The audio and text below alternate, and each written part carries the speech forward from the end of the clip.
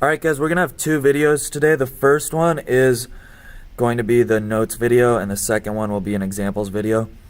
So this unit we're going to be talking a lot about what we call integrals or antiderivatives, and both of those are just, an antiderivative is the opposite of a derivative, and these are the same thing. So an integral is the same as an antiderivative, and just like how a derivative was the slope of a line, an antiderivative or an integral is the area under a curve.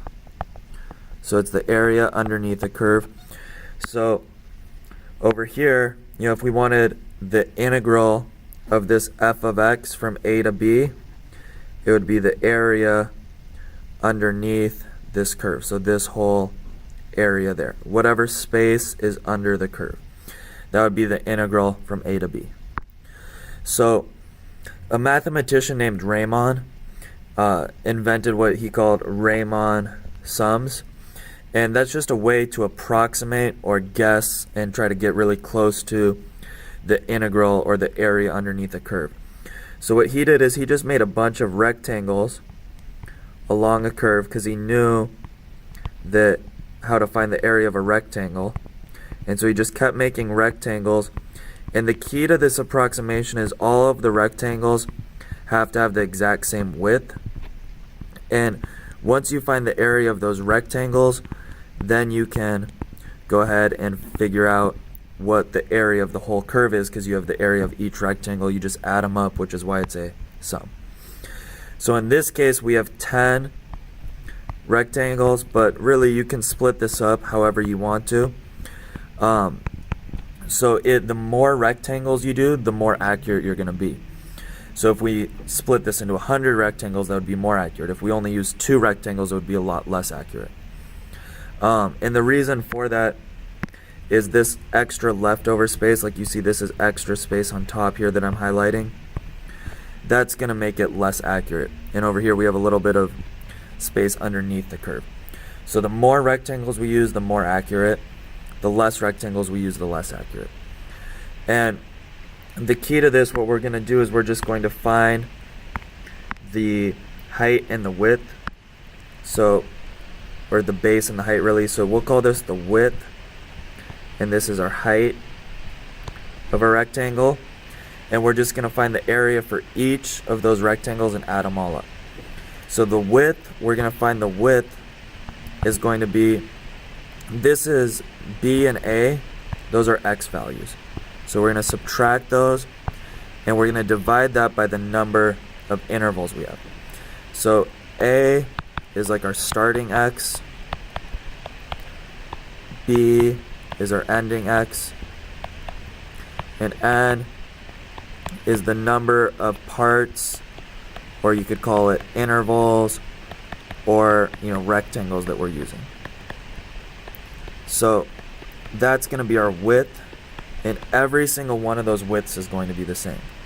Now h, you can tell from here, h is just going to be whatever f of x is. So this is like f of a, this is going to be f of a plus 1, and so on. So h is going to be f of x. And then we just multiply, right? The area of a rectangle is base times height, or here we're using width times height, and that would give us the area for each rectangle, and then we add them up. And so there are a few different approximations. The first one is called the left-hand approximation, or LRAM. And on this, what we do is we start with the left part of our graph. So we start right there on A, and we make a rectangle. Then we go to B, and we make another rectangle. Then we go to C, or sorry, not C, but we go to the next. That wasn't even B. We just keep going, and we keep going until we have that interval complete. Now my rectangles don't all exactly have the same width. They really should though. So this would be a left-hand rectangle. And if you notice on this case, not all left-hand Riemann sums are like this. But in this case, we have this space that's still underneath the curve. So this approximation would be smaller than the actual area under the curve. But it's okay because it's just an approximation. So what we do here is to get the formula, we know that, again, sometimes you see this written as LRAM, but the width is B minus A over N, so this was our width. And then we're going to multiply that by each of the heights. And the reason you do that is if we return back here, if we did, width times height 1 plus width times height 2 plus width times height 3, and we just kept going, you notice we can factor out the width. So it'd be width times h1 plus h2 plus dot dot dot all the way up here until h10. So that is the Riemann sum. So here we factored out the width, and then this is the sum of all of our heights. So those are all of our heights. And we call the first one, I used y instead of f of x, but this was y0, and then we have y1, y2, and y3. And if you notice, we have 1, 2, 3, 4 rectangles, but on the left approximation, okay, we never get to that f of b, we never get to this last side because we've already used 1, 2, 3, 4 heights. So you start with a, like f of a, which I'm calling y0, and then you go to the next f, so that's f of a plus 1, and then you go to the next one, which is f of a plus 2, and then the last one is f of a plus 3, and you just keep going. And sometimes you'll be counting by ones, maybe you're counting by twos or threes, but you just keep going to the next point. So this formula, b minus a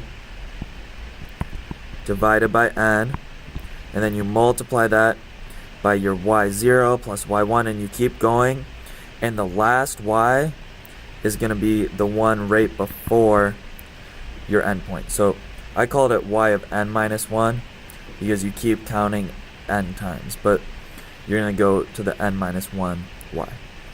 And this will make a little bit more sense once we do it with some examples.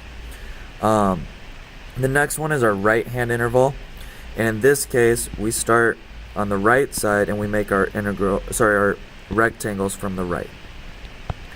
And you can tell in this case our rectangles are a little bit too big, so this approximation will be a little bit bigger than the actual area. And like I said, the more rectangles you draw, so the more intervals you have, or the bigger you make this n, the more accurate the approximation will be.